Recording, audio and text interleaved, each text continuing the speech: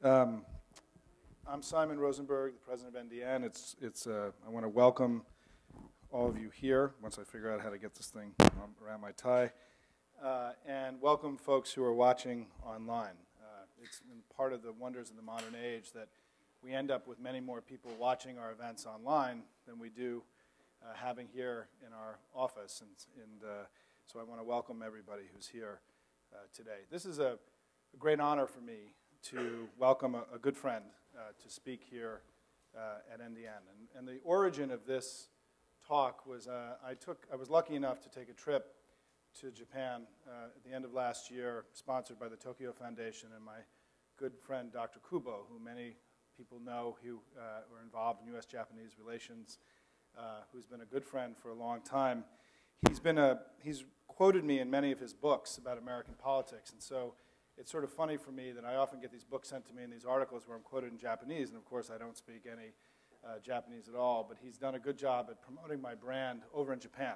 And after all those years, I wanted to go over and capitalize on that a little bit for all the work that he had done for me. But we had a great trip, and there were a few things that really stuck out for me personally about my trip to Japan and in preparation for it. And I was thinking about just even my home life. And I have 3 young kids, and I was thinking about the world that we live in, right? The TVs that we watch are made in Japan. The video games that they play every day, right, are made in Japan.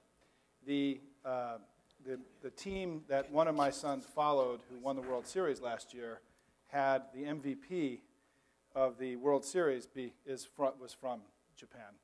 And then finally, when my kids get to go have their birthday meal, they always ask for udon noodles and Japanese food. And it was amazing to me just in this trip, and I don't want to sound like a naive American, but just how close we actually are as countries, and the cultural and economic ties, and we'll hear more about also the security ties, are so deep. And what struck me in my trip there, and I was lucky enough to be there during a time of remarkable political transition, and we'll hear more about that in a few minutes, was how much I felt at home in Japan, and how much I felt that in meeting with the political leaders and the intellectuals and the people that I was able to meet there, is that the common challenges that we face as 2 mature democracies who are mature, modern global economies, who are struggling to adapt to the new realities of the 21st century. Clearly, as Fareed Zakaria calls it, the rise of the rest is presenting unique challenges for every developed Western nation.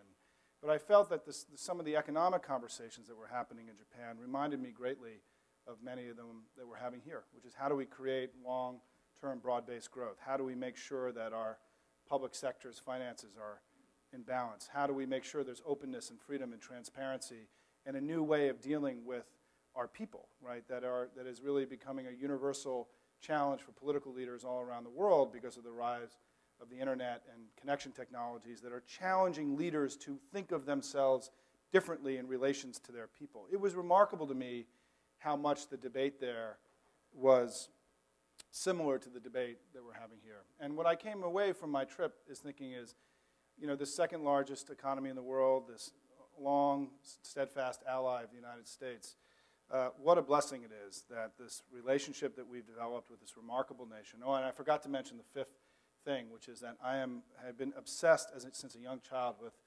Japanese maple trees, right? And I was lucky enough to be, when I was in Japan, it was when the Japanese maples were in bloom in Kyoto, and I had this extraordinary personal, because if you come to my house in D.C., there are Japanese maples there. My parents were avid gardeners and had dozens of Japanese maples in our house. And I just want to thank Dr. Kubo for making sure that I was able to go there during the height of the bloom of the Japanese maples in Kyoto, which I strongly recommend, by the way, to anybody who's been there. But finally, I want to conclude by saying the reason we're here is because we have developed this remarkable alliance with this extraordinary nation. And we're here in the 50th anniversary of that alliance to celebrate it, to refresh it, to modernize it, and to make it stronger and better. And we are proud to be part of that effort, along with our government, to do so with the great government in Japan. So please join me in welcoming the ambassador from Japan, Ambassador Fujisaki. Where is he? Is he here? Come on down. I wasn't sure where you were. Welcome, sir.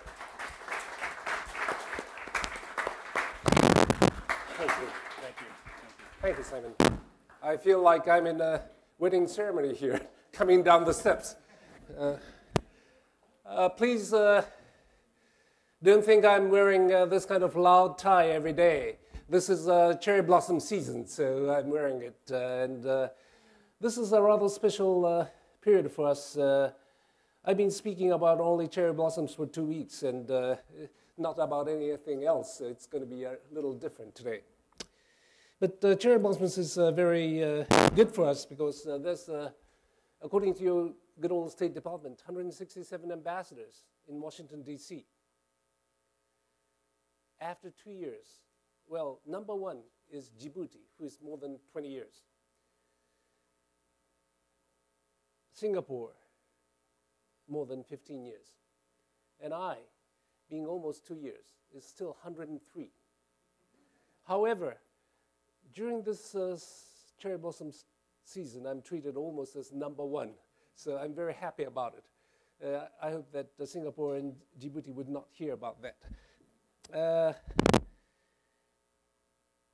Talking about Japan, I looked around this room for the first time and find that many Japanese journalists who knows 40 times more about Japan and Japan-US relations are there.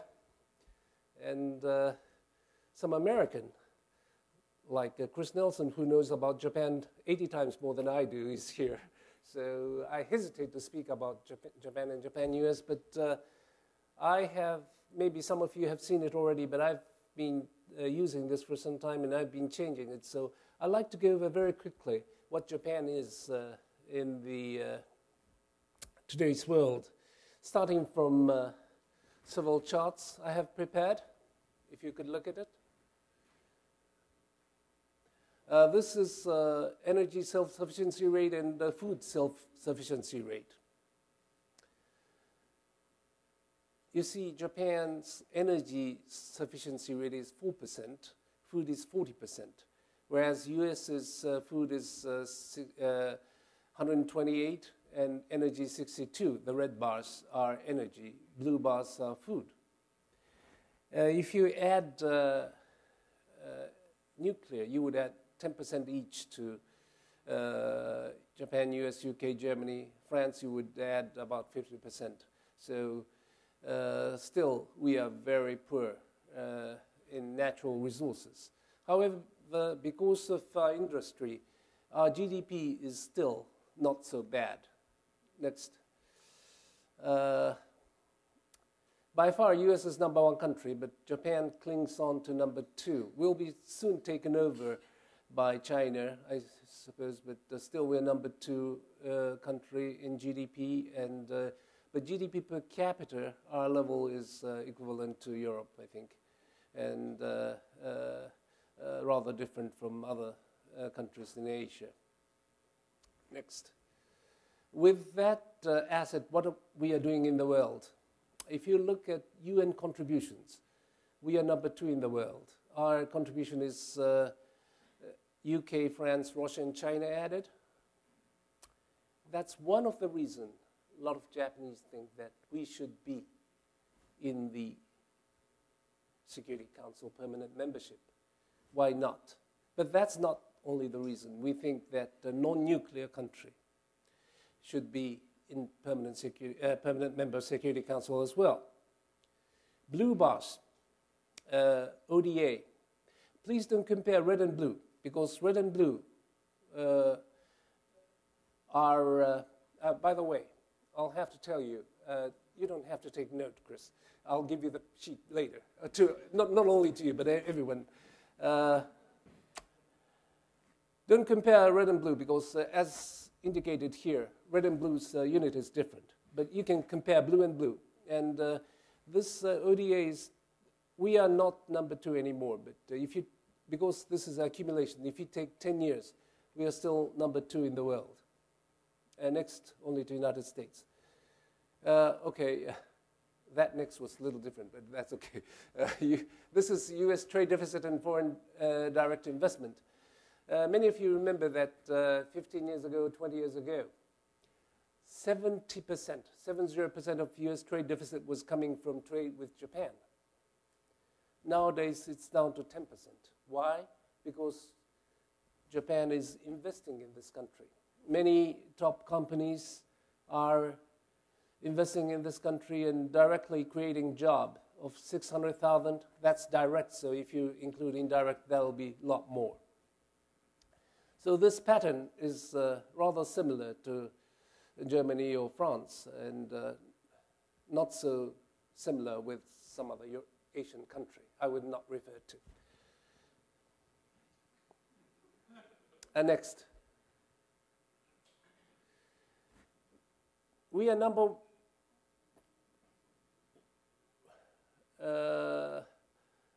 2 country in GDP and UN contribution and investment into the United States. But we are not only number 2, so we are number 1 in one aspect. That's energy efficiency. In order to produce $1 of GDP, if Japan's carbon emission is 1, US twice, Europe twice, Russia 19 times, China 12 times, India 7 times.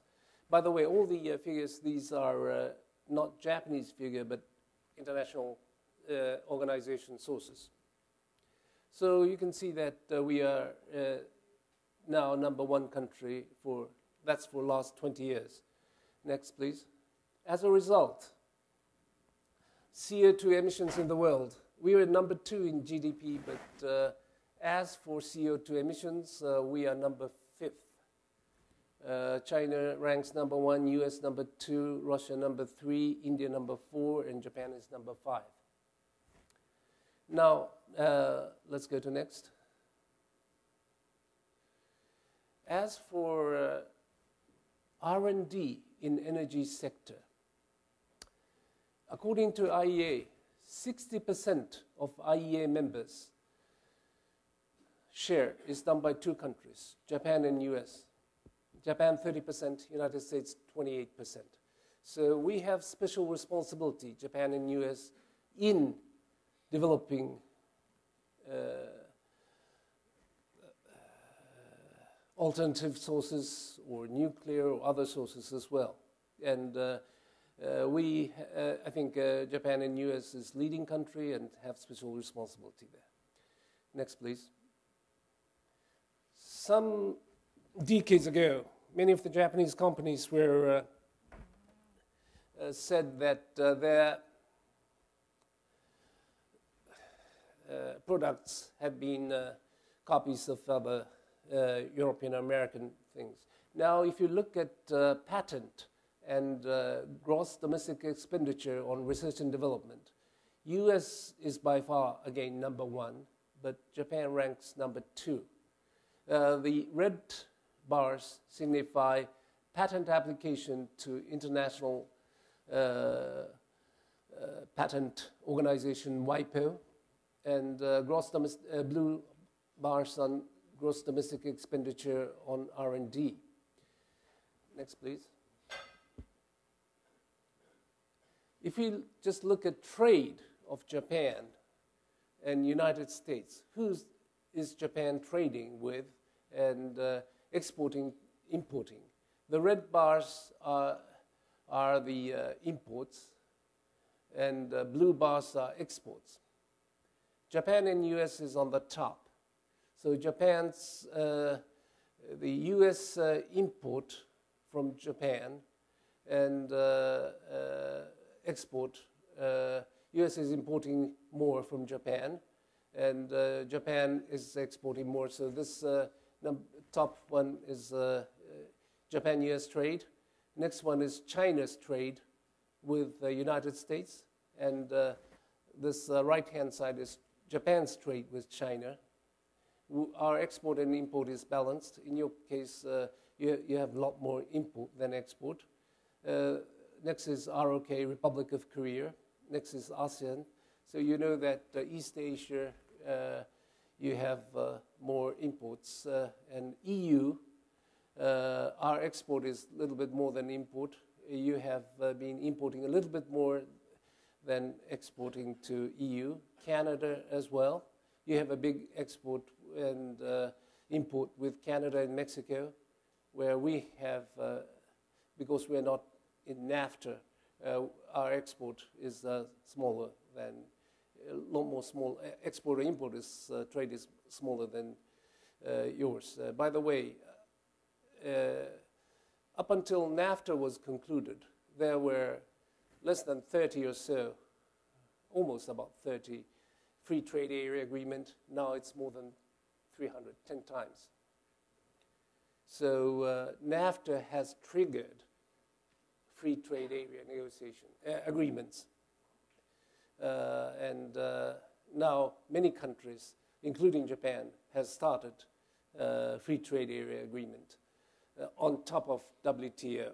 Next, please. I'll show you what Japan's trade in agriculture with the United States is. We are the number 3rd country in U.S. export market, but in Japan's import market, U.S. share is number 1. Because of NAFTA, we are not the top.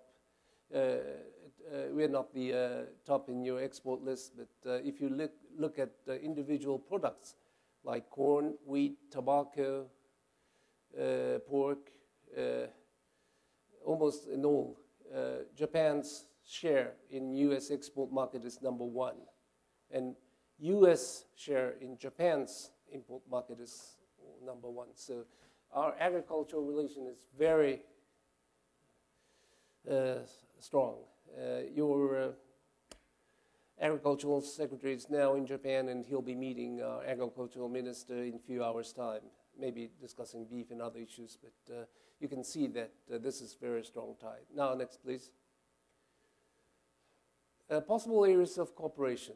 There are many areas, but I just wanted to show that after President Obama has announced and implementing a high-speed railway project, many countries are showing interest in cooperating, and this is just to show which country are in which has future. Japan started 1964. Other countries have started a little later. So we have the biggest system length, ridership, and operating speed about the same. France may be a little quicker. One thing I would like to note is that since 1964, there's no mortal accident, no death accident in Japan's high-speed railway. 2, Japan's railway is earthquake-proof because we have a lot of earthquakes. So that means that as soon as it catches seismic change, it'll stop the train right away. 3rd, it's more, each train is a little lighter than, for example, European trains, so it's environmentally friendly as well. Next, please. One more area. I would suggest, this is not an exhaustive list, but it's a nuclear power plants. U.S. is by far the top country. It has more than 100, 104. Second is France, 59. Japan is 54. But if you look how many power plants they have made in the last 30 years, U.S. after 3 miles is just starting now. But Japan has been making almost 1 each year, followed by France. So here we think Japan could cooperate, and Japanese top companies have relations with United States companies as well.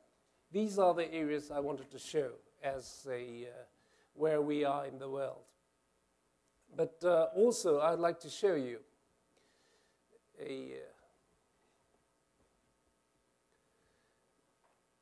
after we have new government, what are the areas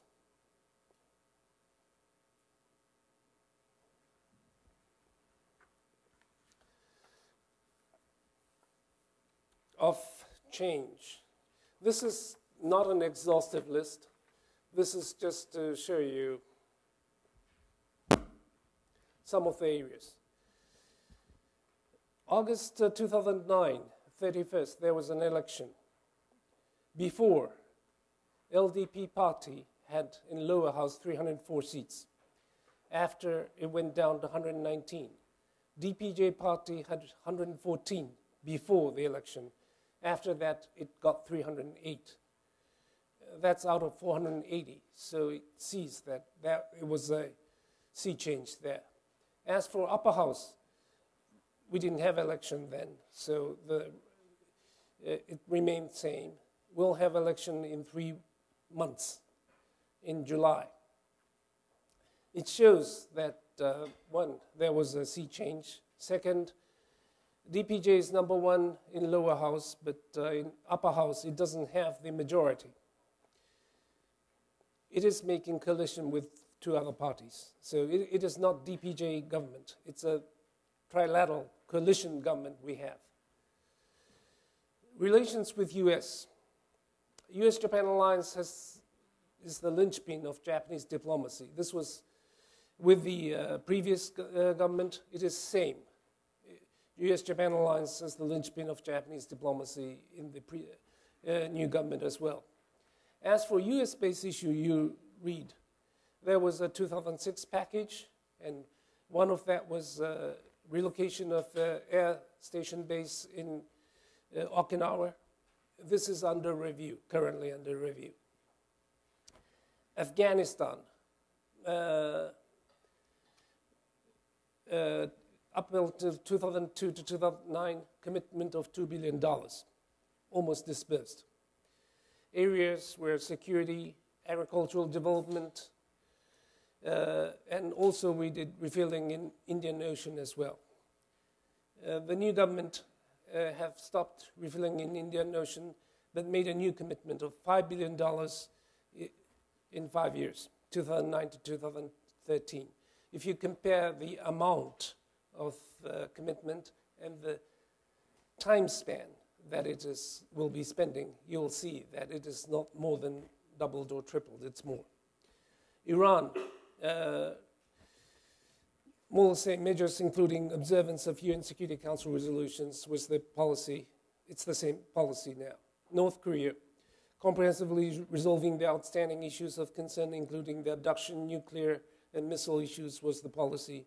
It is same, comprehensively resolving the outstanding issues of concern, including the abduction, nuclear, and missile issues. Environment, a big change. A previous government committed in June last year a 15% cut from 2005 by 2020. That is what we called midterm goal. New government pledged a 25% cut from 1990 by 2020, which is equivalent to 31% from 2005. So it's more than double cut of CO2 emissions.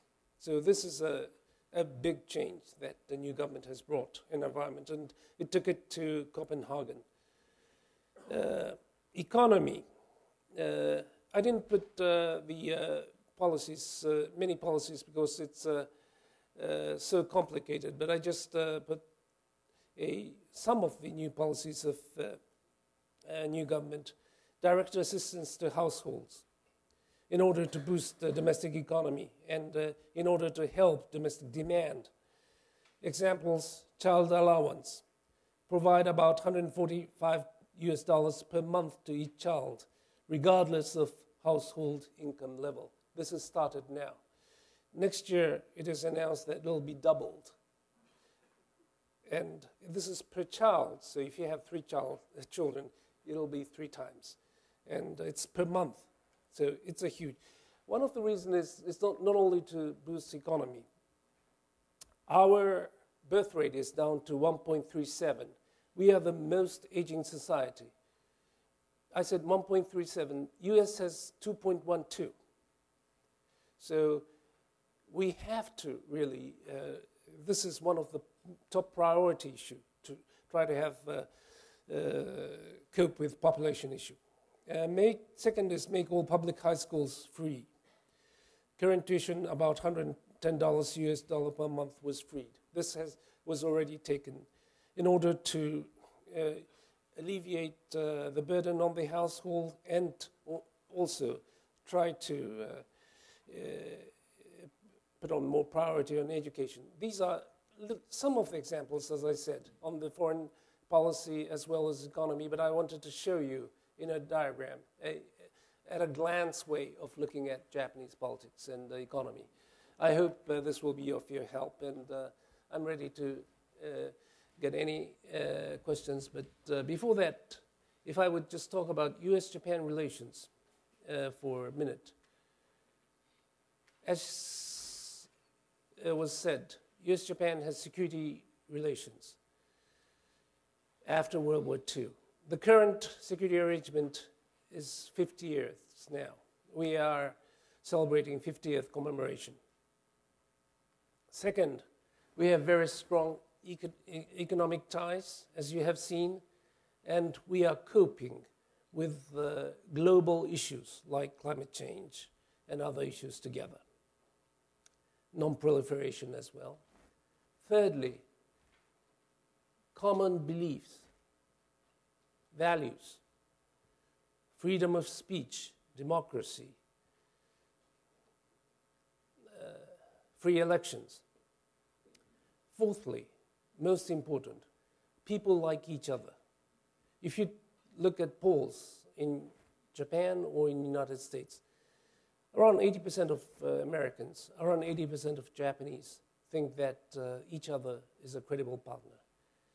If you look around the world, there are not too many countries who have all these four features: economy, security, common values, and people's fondness of each other.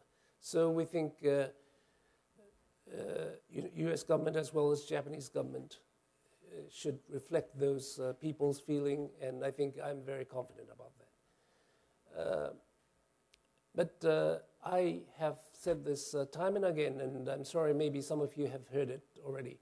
In order to continue good old relations, I said security relations, 50 years. That's a golden anniversary in marriage.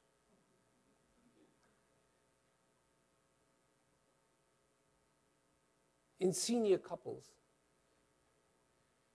you get to think that each other will understand without explanation. But that's not so. I am not yet 50 years, but I can tell. You should not take each other for granted. That's point one. Point two, no surprise. There are good surprises between people, but not good surprise between nations, so no surprise. And three, no over-politicization of issues.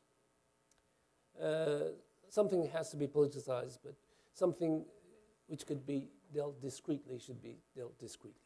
These three principles, if kept, I think, would smoothen any bilateral relations. That is my belief. I thank you very much.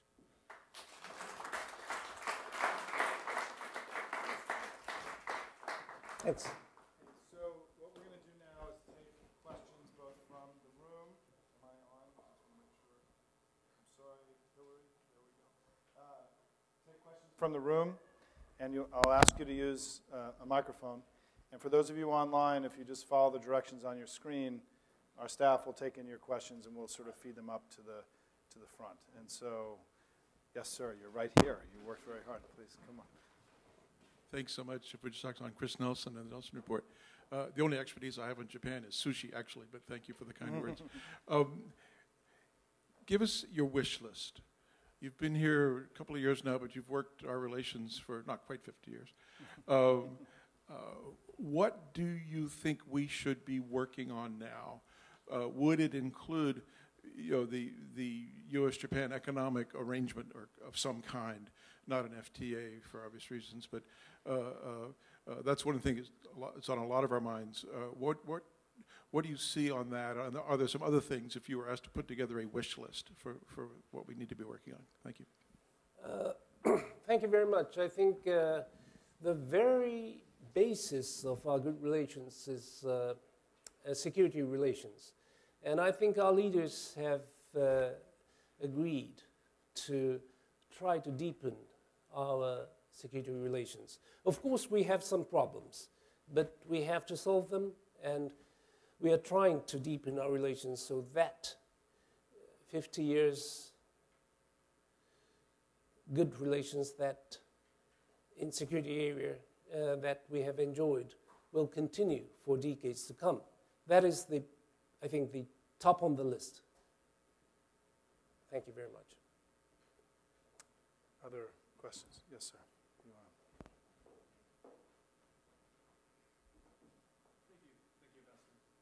want John Tandon with AFP. I wanted to ask you a little bit more about the base issue, the Futenma issue. Of course, the government hasn't made a final proposal yet.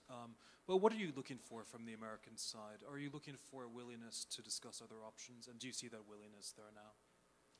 I think that this issue is a very important issue. So when I think Japan comes up with its thinking, it will share with United States.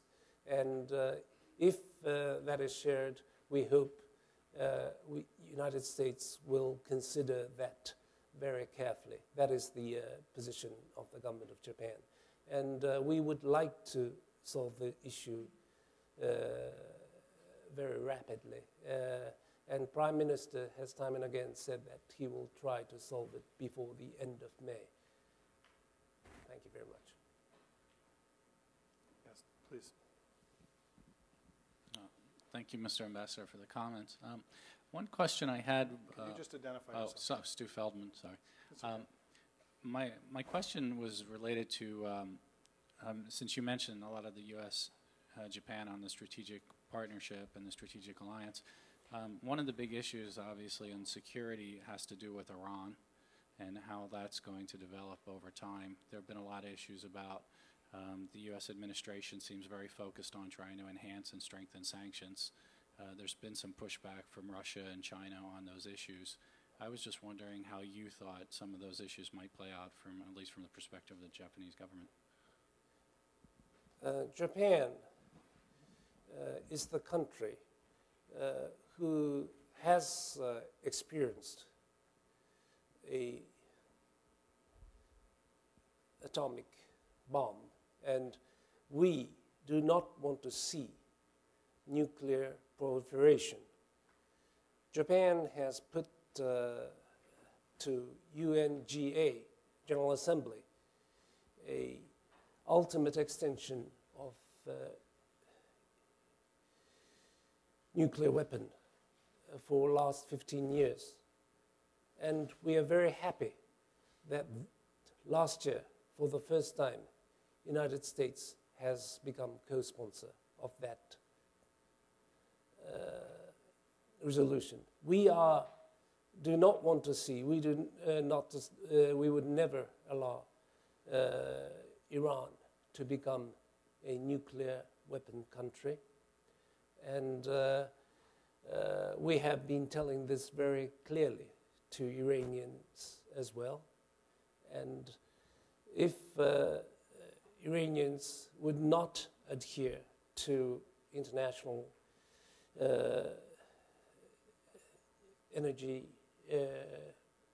Atomic Energy Agency's agreement, IAEA, and if international community would decide to take sanction in UNSC, we would not hesitate to go along with it.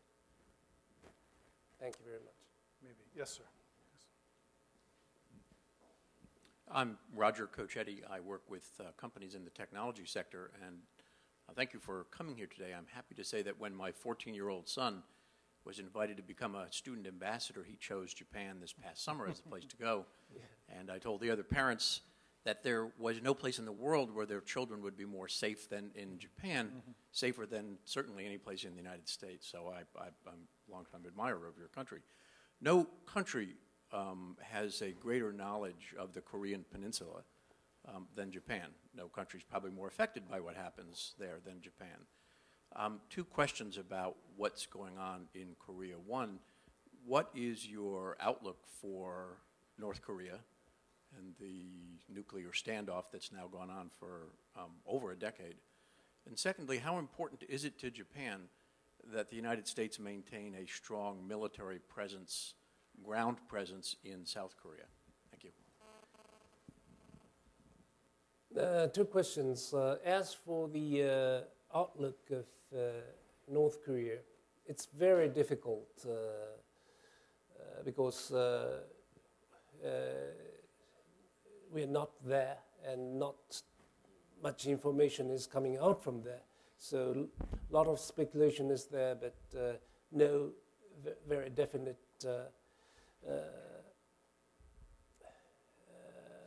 information. What we can say is that, one,